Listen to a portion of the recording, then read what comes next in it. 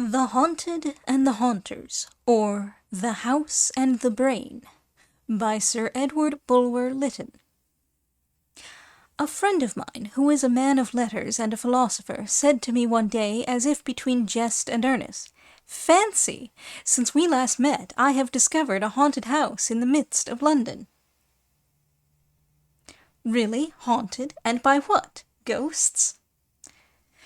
Well, I can't answer these questions. All I know is this. 6 weeks ago, I and my wife were in search of a furnished apartment. Passing a quiet street, we saw on the window of one of the houses a bill, "Apartments furnished." The situation suited us. We entered the house, liked the rooms, engaged them by the week, and left them the third day. No power on earth could have reconciled my wife to stay longer, and I don't wonder at it. What did you see? Excuse me, I have no desire to be ridiculed as a superstitious dreamer, nor, on the other hand, could I ask you to accept on my affirmation what you would hold to be incredible without the evidence of your own senses.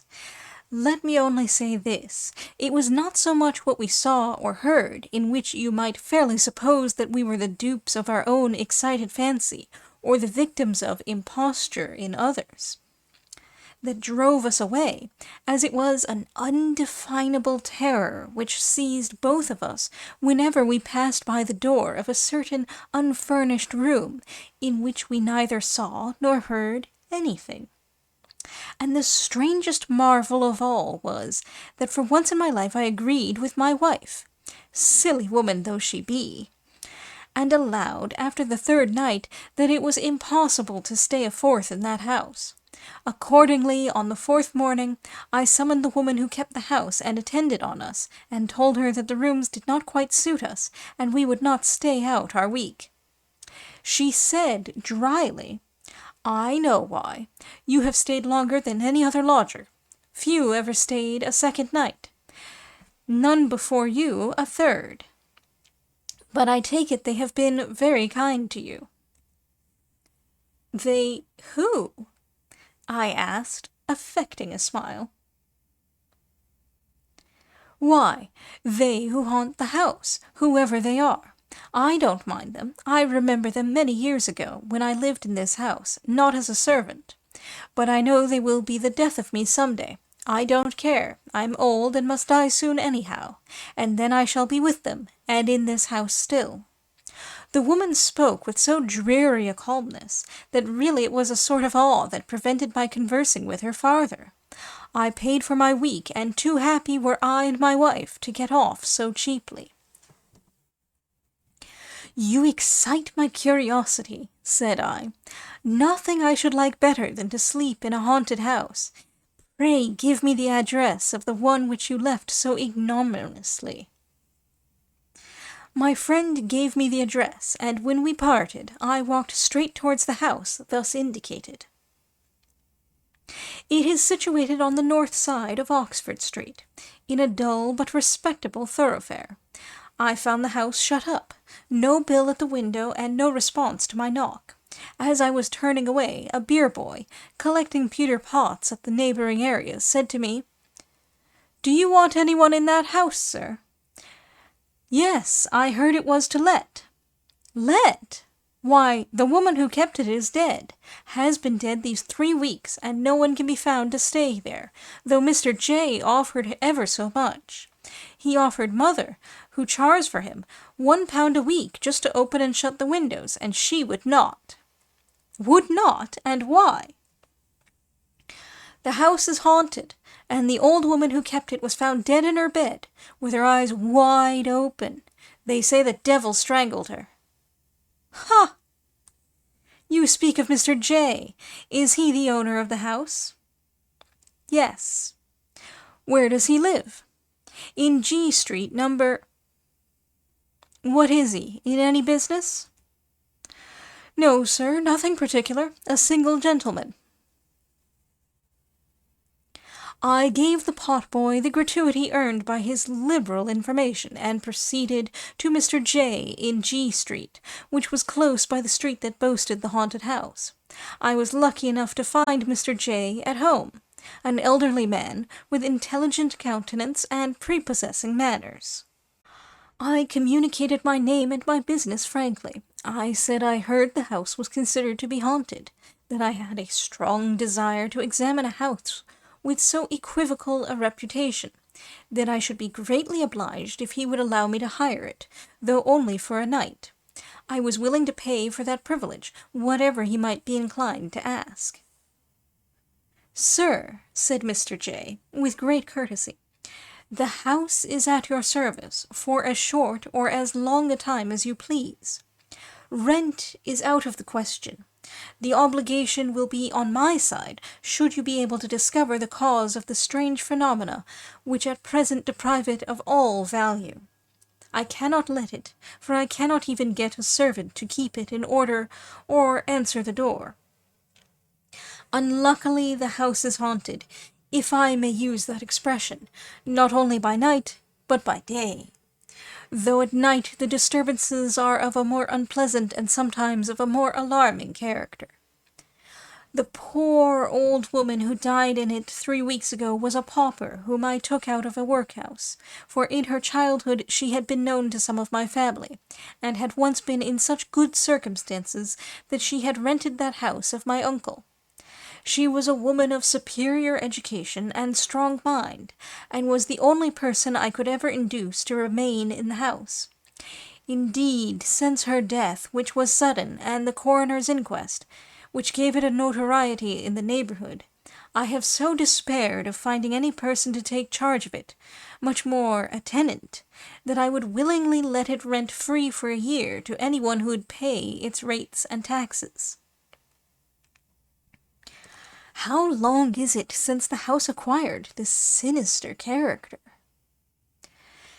"That I can scarcely tell you, but very many years since. The old woman I spoke of said it was haunted when she rented it between 30 and 40 years ago. The fact is that my life has been spent in the East Indies and in the civil service of the company. I returned to England last year on inheriting the fortune of an uncle, amongst whose possessions was the house in question. I found it shut up and uninhabited.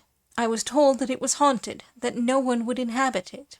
I smiled at what seemed to me so idle a story. I spent some money in repainting and roofing it, added to its old-fashioned furniture a few modern articles, advertised it, and obtained a lodger for a year. He was a colonel retired on half-pay. He came in with his family, a son and a daughter, and 4 or 5 servants. They all left the house the next day, and although they deponed that they had all seen something different, that something was equally terrible to all. I really could not in conscience sue, or even blame the colonel for breach of agreement. Then I put in the old woman I have spoken of, and she was empowered to let the house in apartments. I never had one lodger who stayed more than 3 days. I do not tell you their stories. To no 2 lodgers have there been exactly the same phenomena repeated. It is better that you should judge for yourself, than enter the house with an imagination influenced by previous narratives. Only be prepared to see and to hear something or other, and take whatever precautions you yourself please. Have you never had a curiosity yourself to pass a night in that house?" "Yes, I passed not a night, but 3 hours in broad daylight alone in that house. My curiosity is not satisfied, but it is quenched. I have no desire to renew the experiment. You cannot complain, you see, sir, that I am not sufficiently candid, and unless your interest be exceedingly eager and your nerves unusually strong, I honestly add that I advise you not to pass a night in that house." "My interest is exceedingly keen," said I, "and though only a coward will boast of his nerves in situations wholly unfamiliar to him, yet my nerves have been seasoned in such variety of danger that I have the right to rely on them, even in a haunted house." Mr. J. said very little more. He took the keys of the house out of his bureau, gave them to me, and thanking him cordially for his frankness and his urbane concession to my wish, I carried off my prize. Impatient for the experiment, as soon as I reached home, I summoned my confidential servant, a young man of gay spirits, fearless temper, and as free from superstitious prejudice as anyone I could think of. F, said I, you remember in Germany how disappointed we were at not finding a ghost in that old castle, which was said to be haunted by a headless apparition? Well, I have heard of a house in London which, I have reason to hope, is decidedly haunted. I mean to sleep there tonight.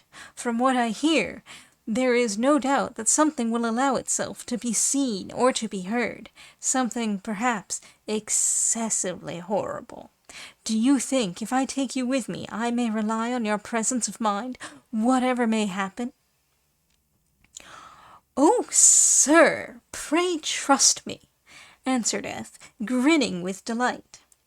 Very well, then here are the keys of the house. This is the address. Go now, select for me any bedroom you please, and since the house has not been inhabited for weeks, make up a good fire, air the bed well. See, of course, that there are candles as well as fuel. Take with you my revolver and my dagger. So much for my weapons. Arm yourself equally well, and if we are not a match for a dozen ghosts, we shall be but a sorry couple of Englishmen. I was engaged for the rest of the day on business so urgent that I had not leisure to think much on the nocturnal adventure to which I had plighted my honour.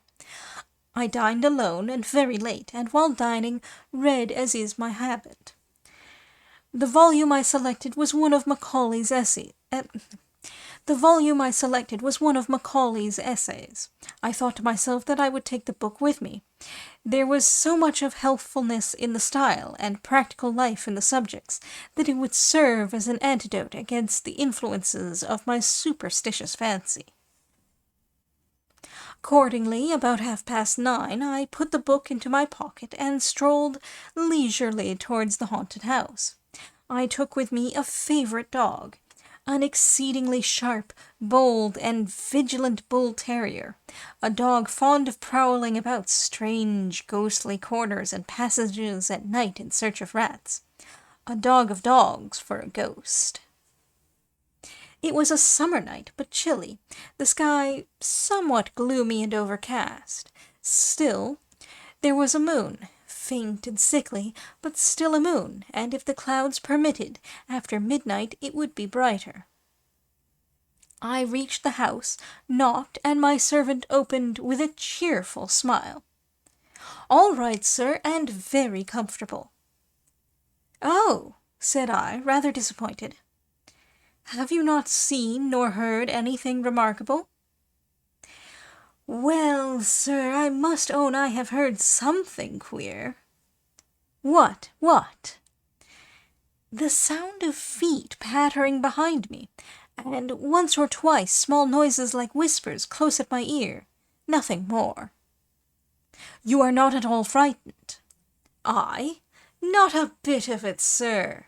And the man's bold look reassured me on one point, that is, that, happen what might, he would not desert me. We were in the hall, the street door closed, and my attention was now drawn to my dog. He had at first ran in eagerly enough, but had sneaked back to the door, and was scratching and whining to get out.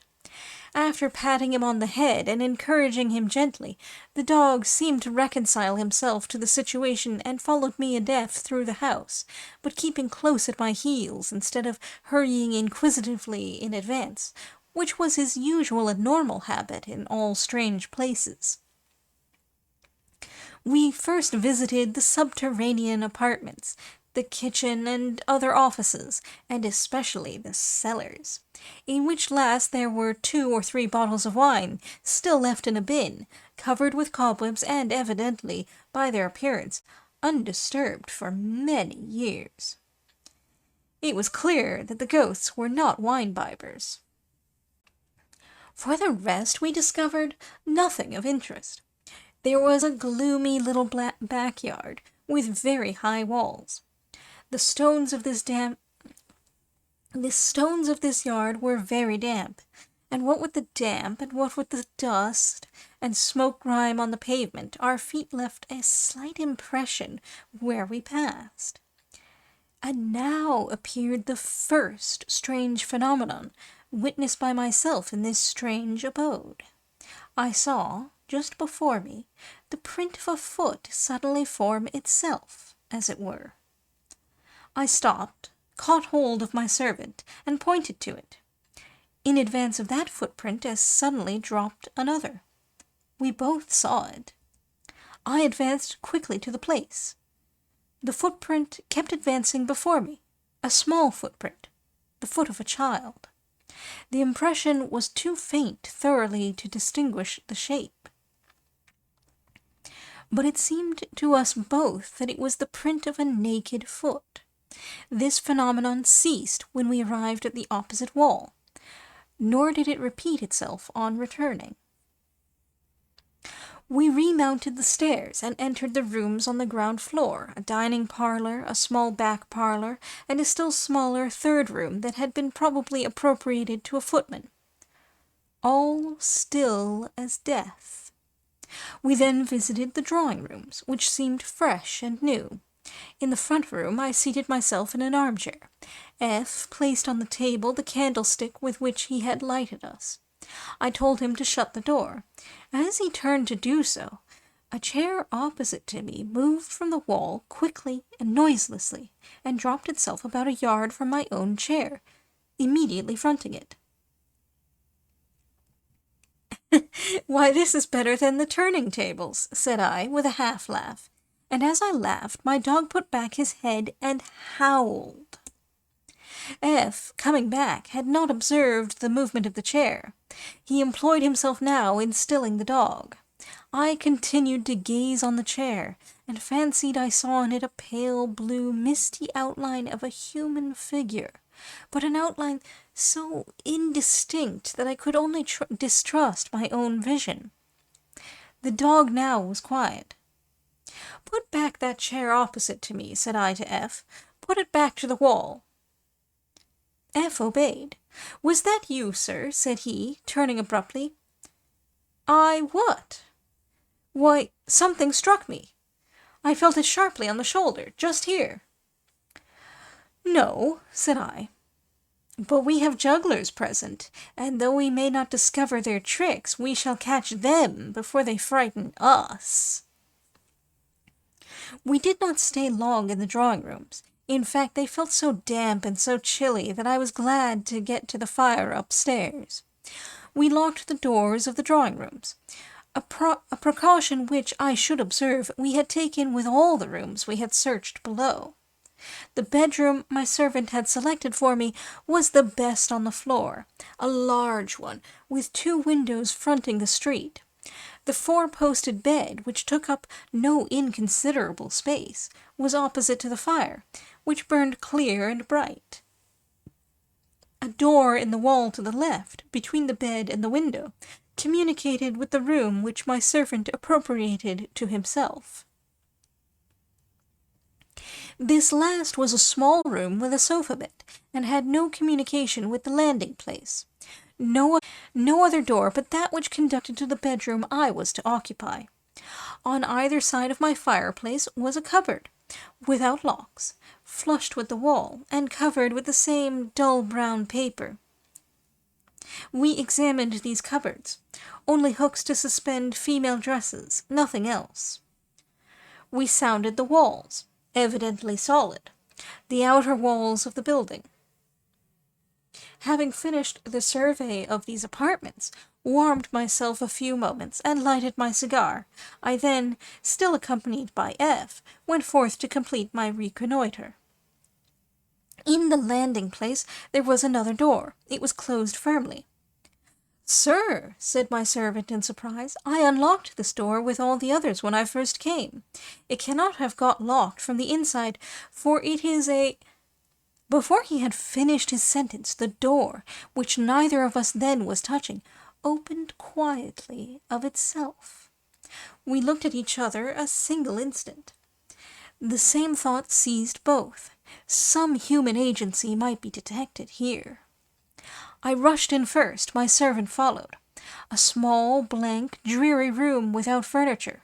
A few empty boxes and hampers in a corner. A small window. The shutters closed. Not even a fireplace.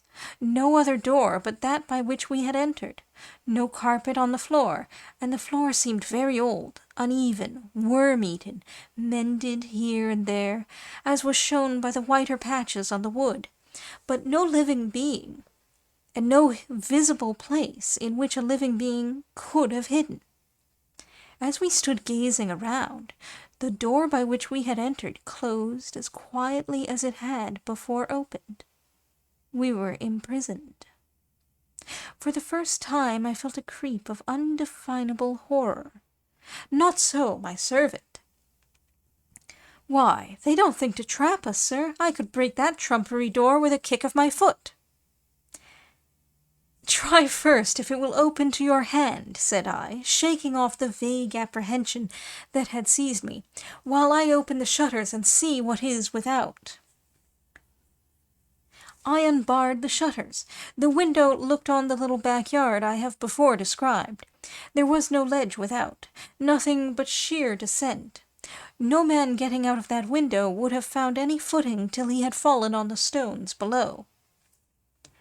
F, meanwhile, was vainly attempting to open the door. He now turned round to me and asked my permission to use force.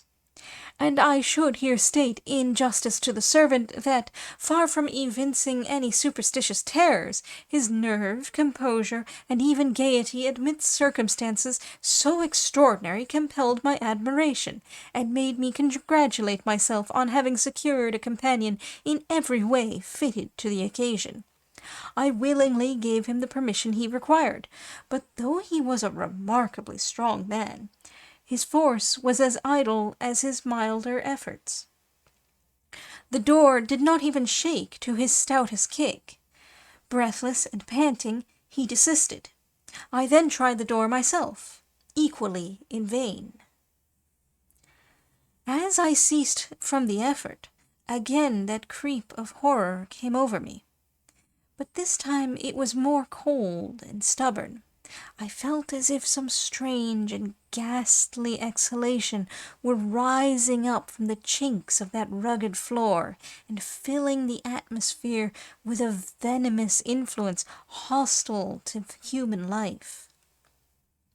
The door now very slowly and quietly opened as of its own accord. We precipitated ourselves into the landing-place. We both saw a large, pale light, as large as the human figure, but shapeless and unsubstantial, move before us and ascend the stairs that led from the landing into the attics. I followed the light, and my servant followed me. It entered, to the right of the landing, a small garret, of which the door stood open. I entered in the same instant. The light then collapsed into a small globule, exceedingly brilliant and vivid, rested a moment on a bed in the corner, quivered, and vanished. We approached the bed and examined it, a half-tester, such as commonly found in attics devoted to servants. On the drawers that stood near it we perceived an old faded silk kerchief, with the needle still left in a rent half repaired. The kerchief was covered with dust. Probably it had belonged to the old woman who had last died in that house, and this might have been her sleeping-room.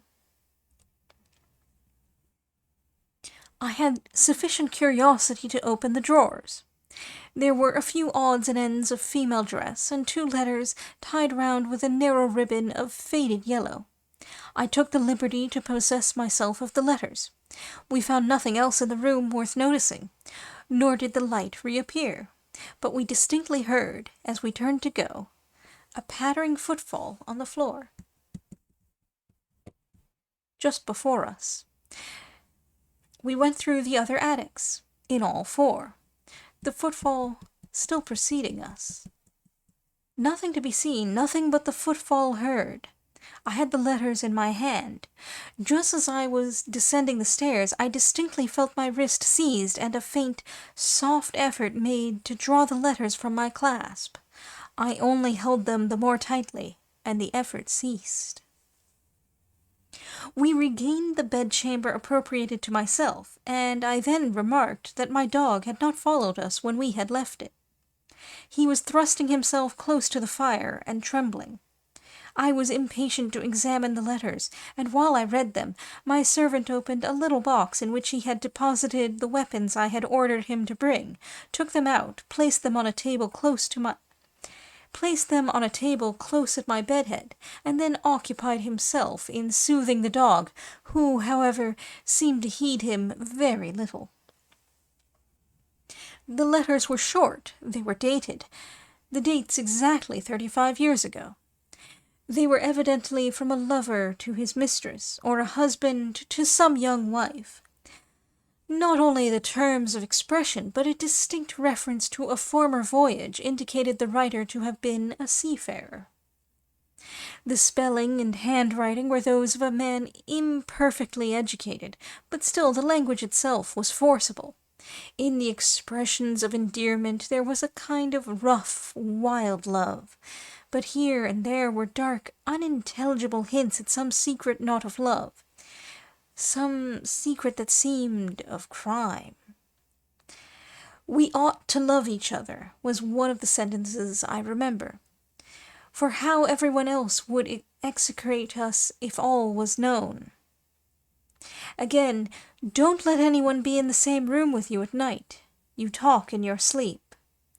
And again, "What's done can't be undone, and I tell you there's nothing against us unless the dead could come to life." Here there was underlined in a better handwriting, a female's, "They do." At the end of the letter, latest in date, the same female hand had written these words: "Lost at sea the 4th of June, the same day as—" I put down the letters and began to muse over their contents.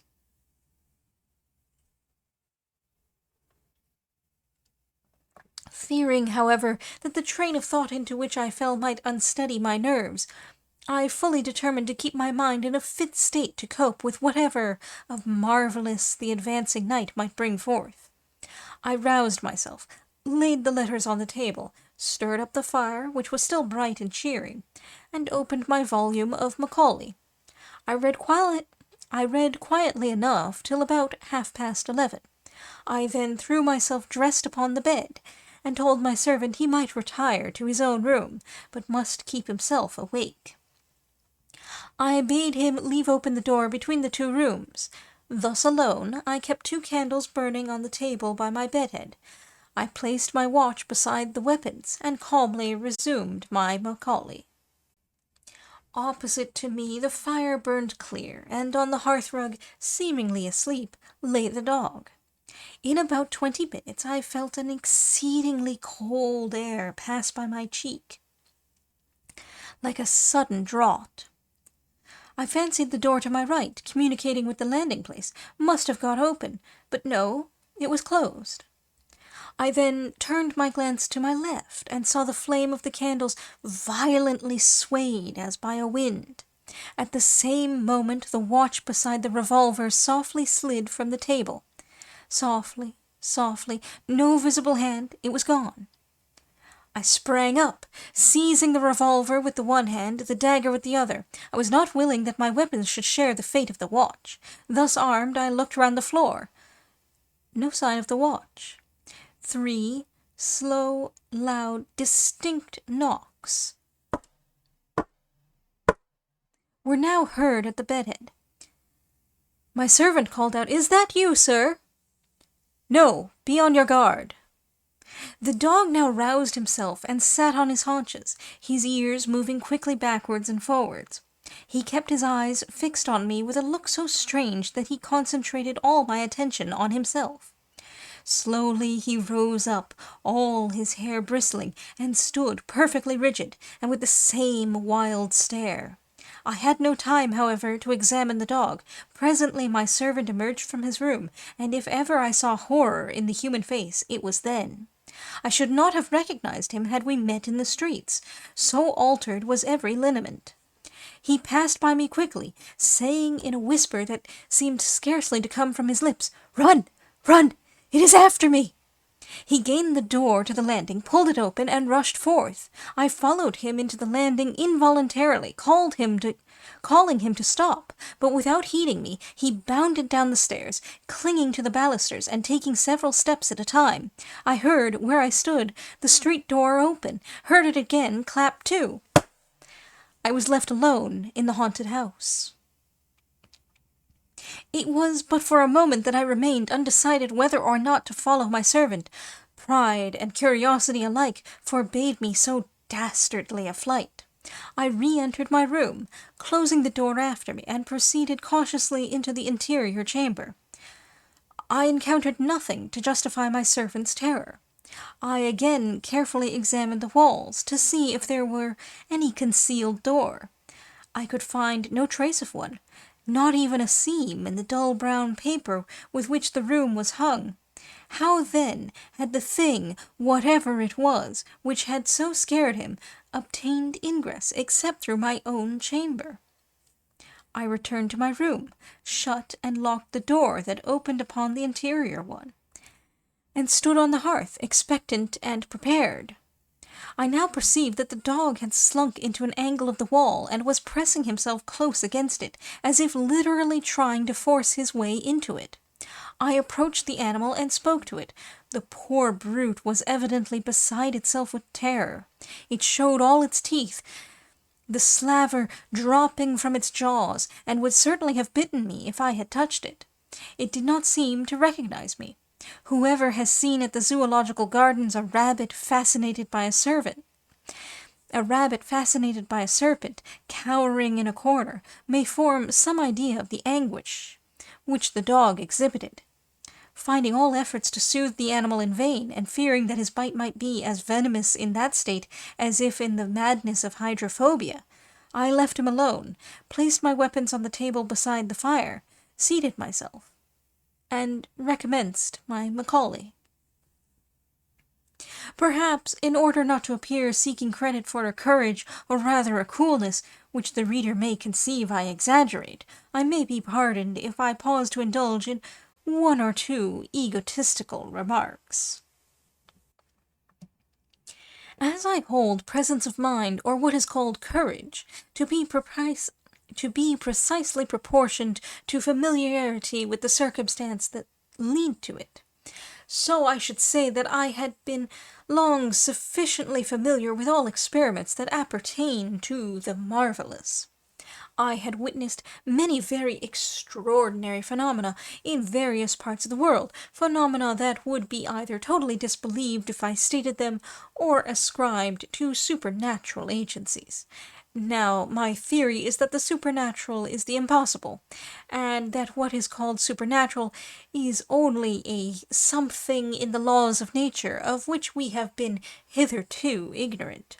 Therefore, if a ghost rise before me, I have not the right to say, "So, then, the supernatural is possible," but rather, "So, then, the apparition of a ghost is, contrary to received opinion, within the laws of nature, i.e., not supernatural." Now, in all that I had hitherto witnessed, and indeed in all the wonders which the amateurs of mystery in our age record as facts, a material living agency is always required. On the continent you will find still magicians who assert that they can raise spirits.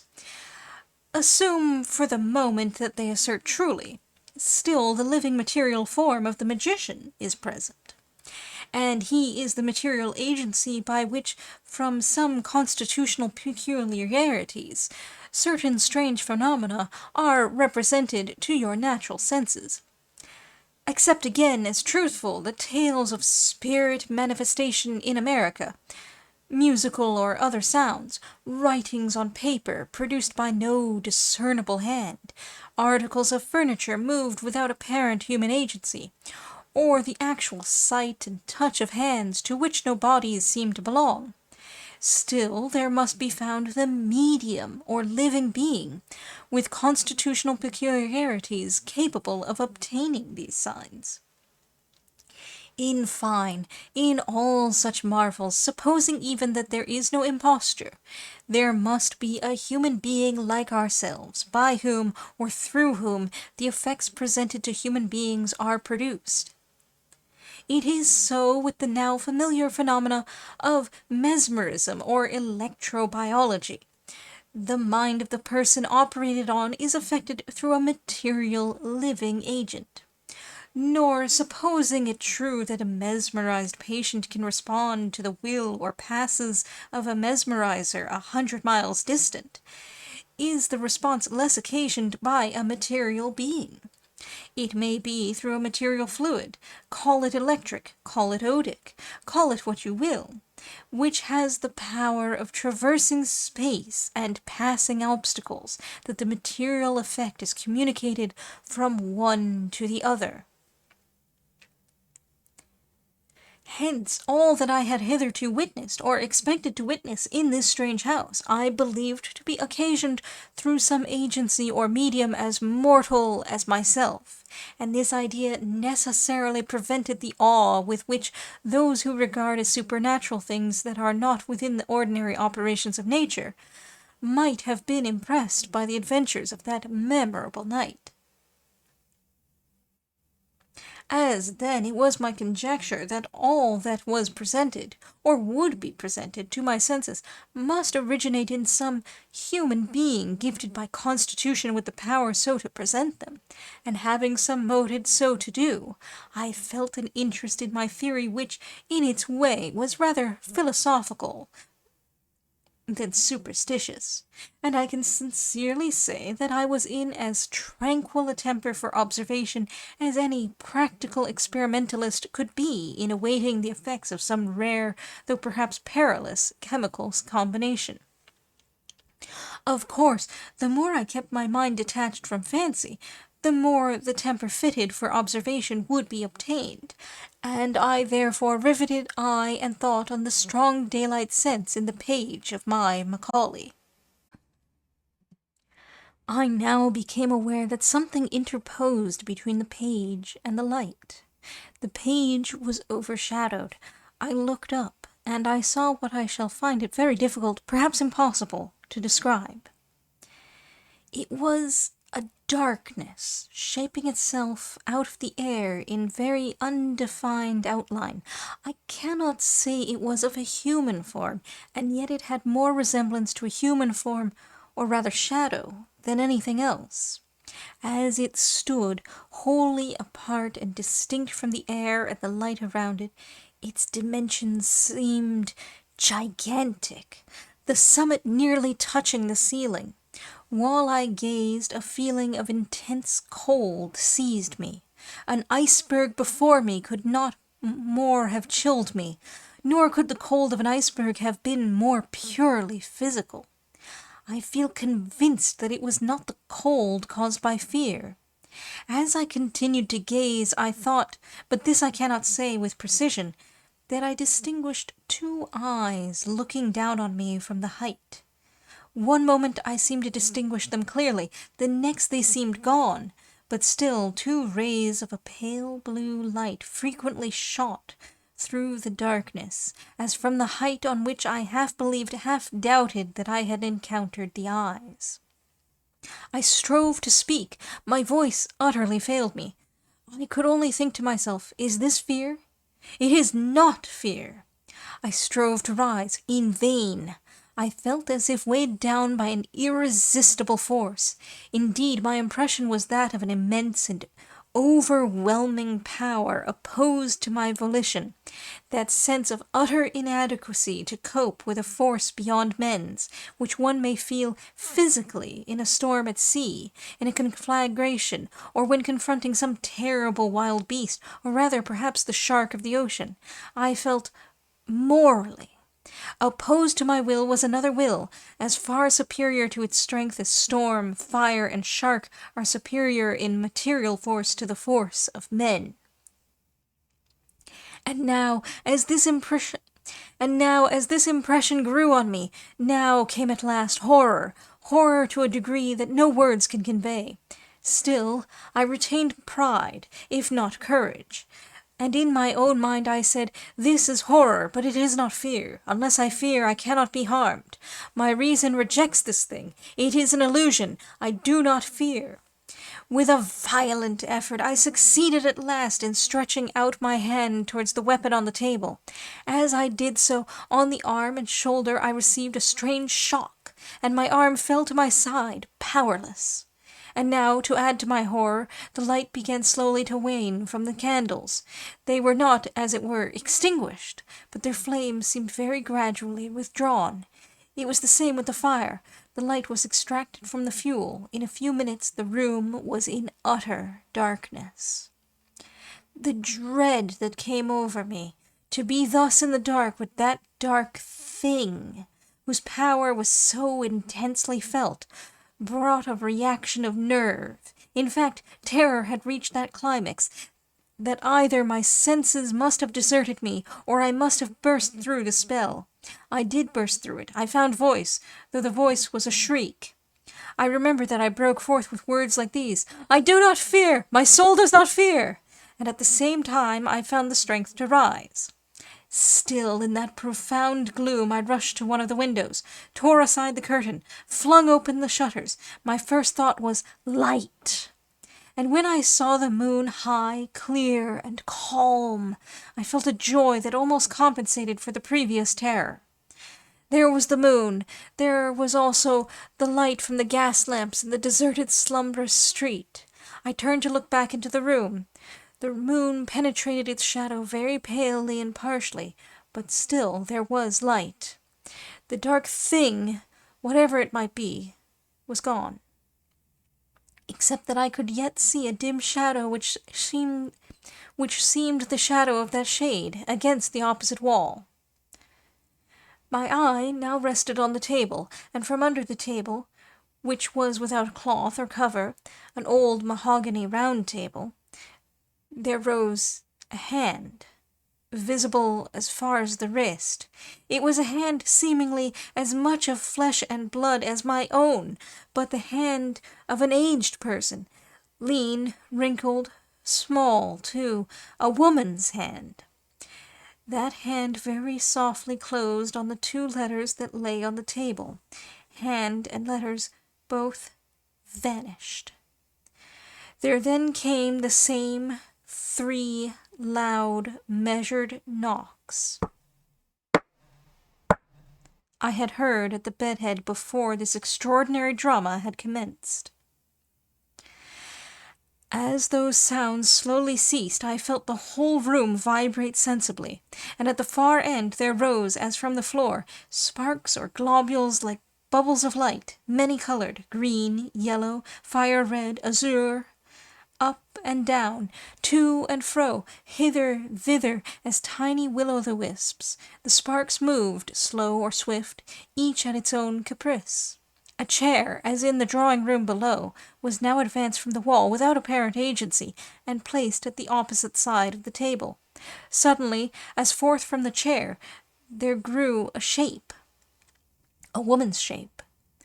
It was distinct as a shape of life, ghastly as a shape of death. The face was that of youth, with a strange, mournful beauty. The throat and shoulders were bare, the rest of the form in a loose robe of cloudy white. It began sleeking its long yellow hair, which fell over its shoulders. Its eyes were not turned towards me, but to the door. It seemed listening, watching, waiting. The shadow of the shade in the background grew darker. and again I thought I beheld the eyes gleaming out from the summit of the shadow, eyes fixed upon that shape. As if from the door, though it did not open, there grew out another shape equally distinct, equally ghastly, a man's shape, a young man's. It was in the dress of the last century, or rather in a likeness of such dress, for both the male shape and the female, though defined, were evidently unsubstantial, impalpable, simulacra, phantasms. And there was something incongruous, grotesque, yet fearful, in the contrast between the elaborate finery, the courtly precision of that old-fashioned garb, with its ruffles and lace and buckles, and the corpse-like aspect and ghost-like stillness of the flitting wearer. Just as the male shape approached the female, the dark shadows started from the wall, all three for a moment wrapped in darkness. When the pale light returned, the two phantoms were as if in the grasp of the shadow that towered between them, and there was a blood-stain on the breast of the female, and the phantom male was leaning on its phantom sword, and blood seemed trickling fast from the ruffles, from the lace, and the darkness of the intermediate shadow swallowed them up. They were gone, and again the bubbles of light shot and sailed and undulated, growing thicker and thicker and more wildly confused in their movements. The closet door to the right of the fireplace now opened, and from the aperture there came the form of a woman, aged. In her hand she held letters, the very letters over which I had seen the hand close, and behind her I heard a footstep. She turned round as if to listen. Then she opened the letters and seemed to read. And over her shoulder I saw a livid face, the face of a man long drowned, bloated, bleached, seaweed tangled in its dripping hair, and at her feet lay a form as of a corpse, and beside the corpse there cowered a child, a miserable, squalid child, with famine in its cheeks and fear in its eyes. And as I looked in the old woman's face, the wrinkles and lines vanished, and it became a face of youth, hard-eyed, stony, but still youth. And the shadow darted forth, and darkened over these phantoms as it had darkened over the last. Nothing now was left but the shadow, and on that my eyes were intently fixed, till again eyes grew out of the shadow, malignant serpent eyes, and the bubbles of light again rose and fell, and in their disordered, irregular, turbulent maze mingled with the wan moonlight. And now from these globules themselves, as from the shell of an egg, monstrous things burst out. The air grew filled with them, larvae so bloodless and so hideous that I can in no way describe them except to remind the reader of the swarming life which the solar microscope brings before his eyes in a drop of water. Things transparent, supple, agile, chasing each other, devouring each other, forms like naught ever beheld by the naked eye. As the shapes were without symmetry, so their movements were without order. In their very vagrancy there was no sport. They came round me and round, thicker and faster and swifter, swarming over my head, crawling over my right arm, which was outstretched in involuntary command against all evil beings. Sometimes I felt myself touched, but not by them. Invisible hands touched me. Once I felt the clutch as of cold soft fingers at my throat. I was still equally conscious that if I gave way to fear I should be in bodily peril, and I concentrated all my faculties in the single focus of resisting his stubborn will, and I turned my sight from the shadow, above all from those strange serpent eyes, eyes that had now become distinctly visible. For there, though in naught else around me, I was aware that there was a will, and a will of intense, creative, working evil, which might crush down my own. The pale atmosphere in the room began now to redden as if in the air of some near conflagration. The larvae grew lurid as things that live in fire. Again the room vibrated. Again were heard the 3 measured knocks. and again all things were swallowed up in the darkness of the dark shadow, as if out of that darkness all had come, into that darkness all returned. As the gloom receded, the shadow was wholly gone. Slowly as it had been withdrawn, the flame grew again into the candles on the table, again into the fuel in the grate. The whole room came once more calmly, healthfully, into sight. The 2 rooms were still closed, the door communicating with the servants' room still locked. In the corner of the wall, into which he had so convulsively niched himself, lay the dog. I called to him. No movement. I approached. The animal was dead. His eyes protruded, his tongue out of his mouth. The froth gathered round his jaws. I took him in my arms. I brought him to the fire. I felt acute grief for the loss of my poor favourite, acute self-reproach. I accused myself of his death. I imagined he had died of fright. But what was my surprise on finding that his neck was actually broken, actually twisted out of the vertebrae. Had this been done in the dark? Must it not have been by a hand human as mine? Must there not have been a human agency all the while in that room? Good cause to suspect it. I cannot tell. I cannot do more than state the fact fairly. The reader may draw his own inference. Another surprising circumstance. My watch was restored to the table from which it had been so mysteriously withdrawn. But it had stopped at the very moment it was so withdrawn. Nor, despite all the skill of the watchmaker, has it ever gone since. That is, it will go in a strange erratic way for a few hours, and then comes to a dead stop. It is worthless. Nothing more chanced for the rest of the night, nor indeed had I long to wait before the dawn broke.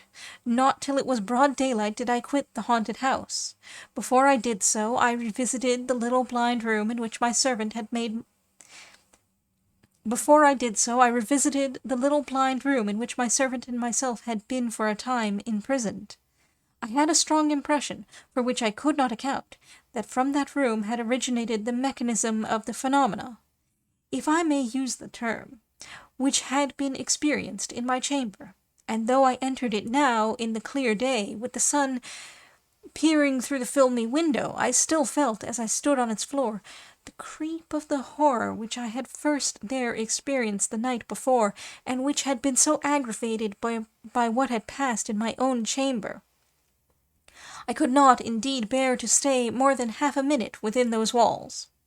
I descended the stairs, and again I heard the footfall before me. And when I opened the street door, I thought I could distinguish a very low laugh. I gained my own home, expecting to find my runaway servant there, but he had not presented himself, nor did I hear more of him for 3 days, when I received a letter from him, dated from Liverpool, to this effect: "Honoured Sir, I humbly entreat your Honoured Sir, I humbly entreat your pardon, though I can scarcely hope that you will think I deserve it unless, which heaven forbid, you saw what I did. I feel that it will be years before I can recover myself, and as to being fit for service, it is out of the question. I am therefore going to my brother-in-law at Melbourne. The ship sails tomorrow. Perhaps the long voyage may set me up. I do nothing now but start and tremble, and fancy it is behind me. I humbly beg you, honoured sir, to order my clothes and whatever wages are due to me, to be sent to my mother's at Walworth. John knows her address." The letter ended with additional apologies, somewhat incoherent, and explanatory details as to effects that had been under the writer's charge.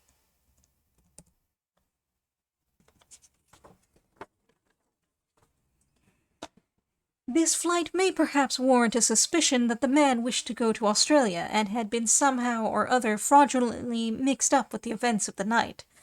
I say nothing in refutation of that conjecture, rather I suggest it as one that would seem to many persons the most probable solution of improbable occurrences.